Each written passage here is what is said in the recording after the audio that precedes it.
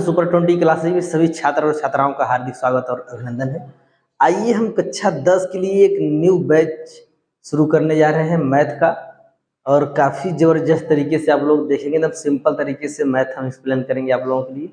आप लोग ज्वाइन कर सकते हैं, अभी शुरुआती अभी दौर है आप लोगों का। तो पहला जो मैथ का चैप्टर है वास्तविक संख्याएं, रियल नंबर। तो आइए हम जानते हैं इन संख्याओं के बारे में। कक्षा 9 में आप लोग एकदम बेसिक से मैथ पढ़े होंगे, अगर नहीं पढ़े होंगे तो हम यहाँ पर आपको एकदम शुरुआत से बताएंगे मैथ बहुत ही सिंपल तरीके से, तो आप लोग पढ़ सकते हैं। आइए हम शुरू करते हैं। देखिए हमारा जो पहला चैप्टर है रियल नंबर वास्तविक संख्या, इसमें यूज होगा क्या कि यूक्लिड विभाजन एल्गोरिथम। नाम तो आप लोगों को बड़ा अजीब लग रहा होगा, किस जानवर का नाम है, लेकिन बहुत ही जबरदस्त इसका यूज होगा इसमें। और हम सिंपल तरीके से आप लोगों को इसमें बताना चाहते हैं कि ये जो यूक्लिड विभाजन एल्गोरिथम है, इसका एक क्या है, एक लंबी विभाजन क्या है, प्रक्रिया है। एक लंबी विभाजन प्रक्रिया है, और इसमें यूज होगा आपका अंक गणित की आधारभूत प्रमेय। इसका मतलब है एक अभाज्य गुणनखंड विधि।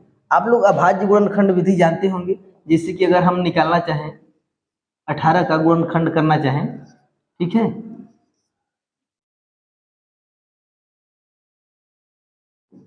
तो बस ये क्या है, एक अभाज्य गुणनखंड विधि, एक अंक गणित की आधारभूत प्रमेय जो है एक क्या है, अभाज्य गुणनखंड विधि है।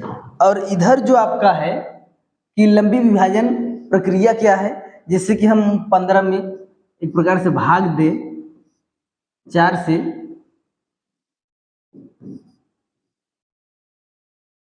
ठीक है। तो ये जो हम भाग का प्रक्रिया कर रहे हैं, जो लंबा प्रोसेस है, ये क्या है, हमारा यूक्लिड विभाजन एल्गोरिथम। इसका तात्पर्य है कि लंबी विभाजन प्रक्रिया।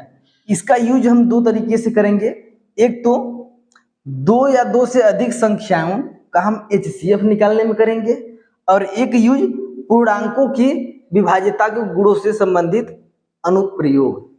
यानी कि आप लोग देखिए क्या कर रहे हैं, पूर्णांकों की विभाज्यता के गुणों से संबंधित अनुप्रयोग। यानी कि जो पूर्णांक हैं, जो संख्या पूर्णांक है, यानी कि जैसे कि आपका हो गया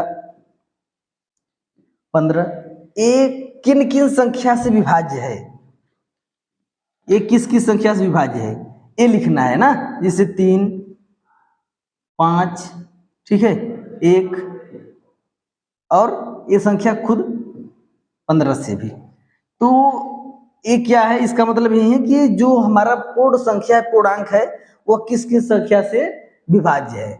अब देखिए इसका यूज क्या है, अंक गणित की आधारभूत प्रमेय। जो इसका यूज क्या है कि दी गई संख्याओं को अपरिमेय सिद्ध करना। इसका बहुत यूज है इसमें कि कोई संख्या आपको दिया रहेगा, उसको अपरिमेय आपको सिद्ध करना है।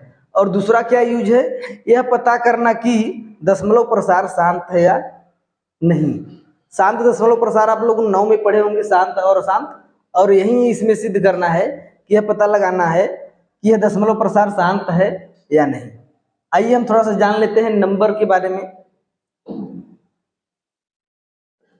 देखिए पहले तो हम जानेंगे प्राकृतिक संख्या।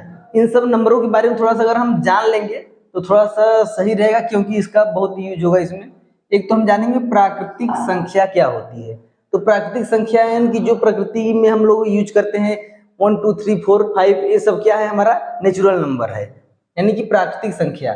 और अगर प्राकृतिक संख्या के आगे अगर पहले हम 0 लगा दे तो क्या हो जाएगा, पूर्ण संख्या हो जाएगा।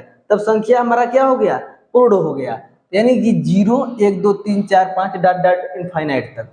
अब देखिए एक हमारा होता है पूर्णांक, वे संख्या जिसको हम तोड़कर नहीं लिख सकते हैं, जैसे कि दशमलव के रूप में, जैसे 2.35 ऐसा कुछ, तो वो संख्या पूर्णांक में नहीं आएगा। पूर्णांक में वो संख्या आएगा जो संख्या पूरा हो, चाहे वो प्लस में हो चाहे माइनस में हो, लेकिन वो क्या होना चाहिए, पूरा होना चाहिए। जैसे कि आप देख सकते हैं इधर इनफाइनाइट तक है, और इधर भी हमारा क्या है, इनफाइनाइट तक। यानी कि इधर हम देखें कि -2 की इधर भी जितनी संख्याएं हैं वो भी हो जाएंगी, 1 0 1 2 इधर इनफाइनाइट तक। यानी कि संख्या क्या होना चाहिए, पूरा होना चाहिए। दशमलव में या फिर बटे ग्रुप में, जैसे कि 3/4 या तो फिर 5/2, ऐसा नहीं होना चाहिए। अगर बटे ग्रुप में है तो संख्या पूर्ण रूप से कटना चाहिए। जैसे कि 4/2 आप लिख सकते हैं, तो उसको काट देंगे तो 2 दूना 4, यानी कि संख्या पूरा आना चाहिए। देखिए एक हमारा होता है परिमेय संख्या, इसका बहुत ही ज्यादा यूज है परिमेय संख्या। आप लोग 9 में पढ़े होंगे, 10 में भी काफी इसका यूज है। तो परिमेय संख्या यानी कि जो संख्या हम p बटा q के रूप में लिख सकते हैं और जहां q नॉट इक्वल टू 0, यानी कि जो हमारा ये हर वाला पार्ट है वो हमारा क्या होना चाहिए, शून्य नहीं होना चाहिए, 0 नहीं होना चाहिए।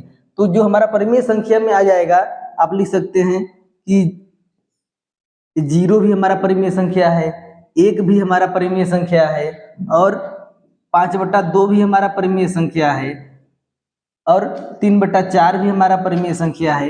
यानी कि जिस संख्या को हम p बटा q के रूप में लिख सकें और उसका जो हर वाला पार्ट है वह शून्य नहीं होना चाहिए, यानी 0 नहीं होना चाहिए, वो हमारा क्या होगा, परिमेय संख्या। आप लोग समझ गए होंगे कि ये जो नीचे वाला पार्ट है यह 0 नहीं होना चाहिए, यानी 0 भी हमारा क्या है, एक परिमेय संख्या है। आइए देखते हैं हमारा एक क्या है, हमारा अपरिमेय संख्या आगे दिया है। ये हमारा क्या है, अपरिमेय संख्या। वे संख्याएं जो परिमेय नहीं है, वे संख्याएं जो परिमेय नहीं है वो क्या है, अपरिमेय संख्या है। आगे देखिए हमारा एक है रियल नंबर यानी वास्तविक संख्या। चैप्टर हमारा यही है, वास्तविक संख्या क्या होती है, परिमेय संख्या और अपरिमेय संख्याओं का जो समूह होता है ना वो क्या होता है, हमारा वास्तविक संख्या होता है। यानी जितना हम अभी तक ऊपर पढ़े हैं वो क्या है, हमारी वास्तविक संख्या के अंतर्गत आएंगे। वास्तविक संख्या में हमारे परिमेय संख्या भी आते हैं और अपरिमेय संख्या भी आते हैं। आइए थोड़ा सा हम इधर देख लेते हैं। भाज्य संख्या, वह संख्या जो 2 या 2 से अधिक उसका गुणनखंड हो या उसके 2 से अधिक गुणनखंडों में उसको तोड़ा जा सके, वो संख्या क्या कहलाता है, भाज्य संख्या कहलाता है। जैसे कि 4 हो गया, 6 हो गया, 8 हो गया, 10 हो गया, ये सब हमारा क्या है, यानी कि भाज्य संख्या। इसकी अगर हम गुणनखंड करेंगे तो 2 या 2 से अधिक में आ जाएंगे। जैसे 4 का हम गुणनखंड करें 2 गुणे 2, अब हम 6 का गुणनखंड करें तो 2 गुणे 3। यानी कि भाज्य संख्या वे संख्याएं होती हैं जिसका गुणनखंड 2 या 2 से अधिक, वो संख्याएं क्या कहलाती हैं, भाज्य संख्याएं। एक हमारा है सह अभाज्य संख्या। देखिए सह अभाज्य संख्याएं ऐसी 2 संख्या जिसका HCF 1 हो, क्या कहलाती हैं, सह अभाज्य संख्याएं। संख्या कितना होना चाहिए, 2 होना चाहिए। जैसे आप देखिए 15 16 का अगर हम HCF निकालें तो इसका HCF कितना होगा, 1 होगा। 5 और 6 का अगर हम HCF निकालें तो इसका कितना होगा, 1 होगा। 7 और 8 का अगर हम HCF निकालना चाहें तो इसका HCF कितना होगा, 1 होगा। आप कोई ऐसा 2 संख्या लीजिए जिसका HCF 1 हो, वह क्या कहलाएंगी, सह अभाज्य संख्या कहलाएंगी। तो चलिए आप लोगों का एक नया बैच स्टार्ट किया गया है, कक्षा 10 का एकदम पहला लेसन हम स्टार्ट किए हैं। जो बच्चे जुड़ना चाहते हैं जुड़ जाएं, हम एकदम बेसिक से मैथ आप लोगों को पढ़ाएंगे और एकदम लास्ट तक एकदम लेकर चलेंगे। आज के लिए इतना ही, केवल इंट्रोडक्शन। चलिए कल हम थोड़ा सा आगे लेकर चलते हैं आप लोगों को क्वेश्चन की तरफ।